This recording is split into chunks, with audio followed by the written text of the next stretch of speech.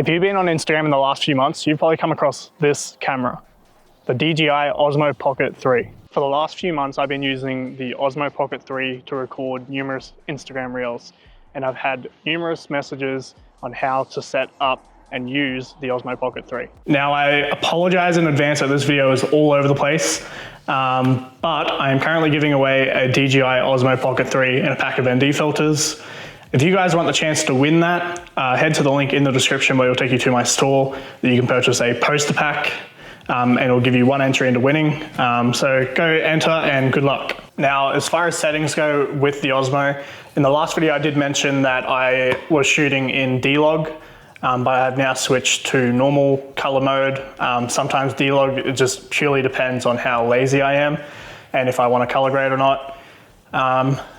But I will quickly go through the settings with you guys and exactly how I set that up to get B-roll footage and rollers. Now, for settings on the Osmo, I like to switch to the Pro mode up the top, manual exposure, auto white balance, glamour effects, you want that off. Normal color mode, you can shoot in D-Log and that will give you full control over color grading. Focus mode will be continuous, and the adjustments, image adjustments, you want to go -2 sharpness and 0 noise reduction. Now for gimbal mode, I usually, if I'm doing B-roll footage, it's mainly in FPV or follow mode. Follow mode will work best for rollers, and the speed you want to keep at usually fast or default. If you are feeling like it is a little bit uncontrollable, you can slow it right down, but I just find it's very slow. Now for shooting rollers, I usually go 3K 30 FPS, and then obviously in horizontal it is 4K 30. But in the manual settings, if you are switching your FPS, you want to switch that back down to 1/60th. So it's just doubling your frame rate. So your shutter speed is a double whatever your frame rate is. So if I was shooting in 3K 60 or 3K 50 it is, then it would be 1/100.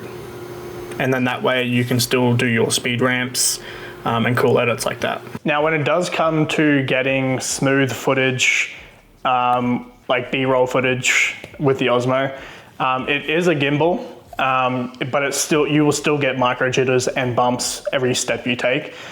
So I'll put some clips up on the screen and kind of give you guys an idea of like different moves that you can do.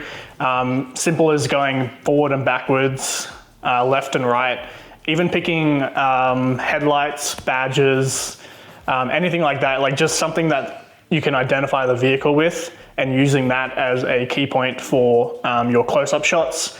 Outside shots, as far as that goes, I would be getting back and getting the whole car in frame, where you are panning from left to right or right to left, forward to back, and going the front of the car as well as the back of the car as well, and kind of showing off every part of that car.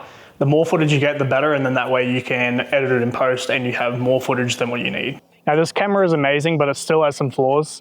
I've noticed that it lacks a lot of sharpness in its image. I have been using Topaz AI to enhance it a little bit. I do have a preset pack down below if you guys want to purchase that, and just shoot me an email if you guys have any questions with it. Now, if you are trying to get cinematic footage with the Osmo, try to avoid direct sunlight, shooting at like 12 o'clock, bad idea. Try to stick to sunrise, sunset, or even cloudy days like today.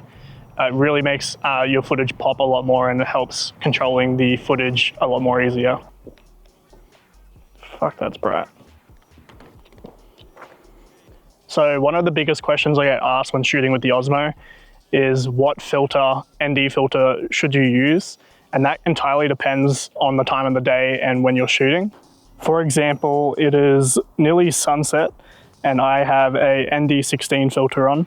If I go and take that off, you can see how overexposed the image is, and that's with changing those settings.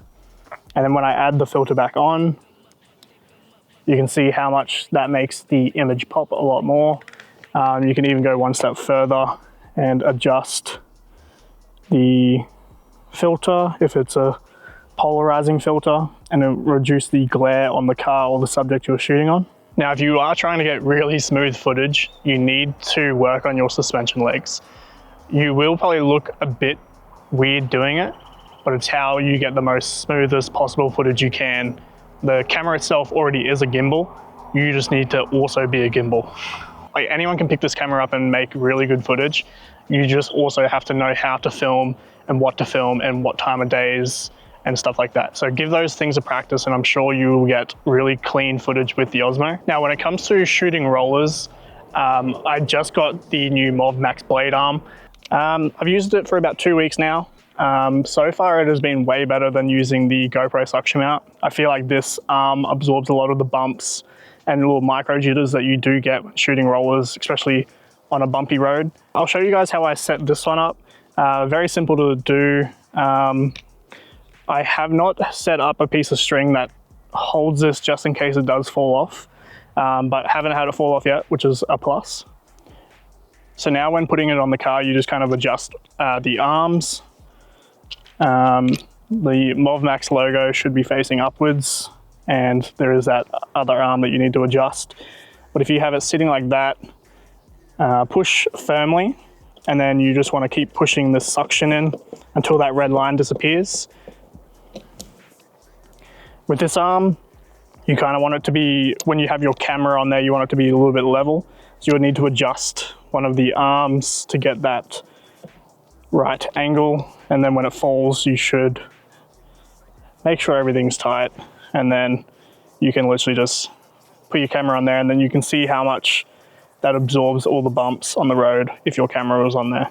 So now if you are shooting rollers, you do want to, and you're shooting in vertical mode, you do want to be shooting at 3K 30 FPS.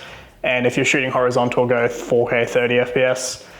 That's just what I found works for me best with rollers. But if you are shooting B-roll footage, close-up footage of your car that you know you are going to be speeding up or slowing down, shooting at 4K or 3K 50 FPS, that way you can speed ramps and just make some really cool edits with all that footage you get. So hopefully that answers all your guys' questions about the Osmo Pocket 3. It is very simple. Anyone can pick this camera up and film with it.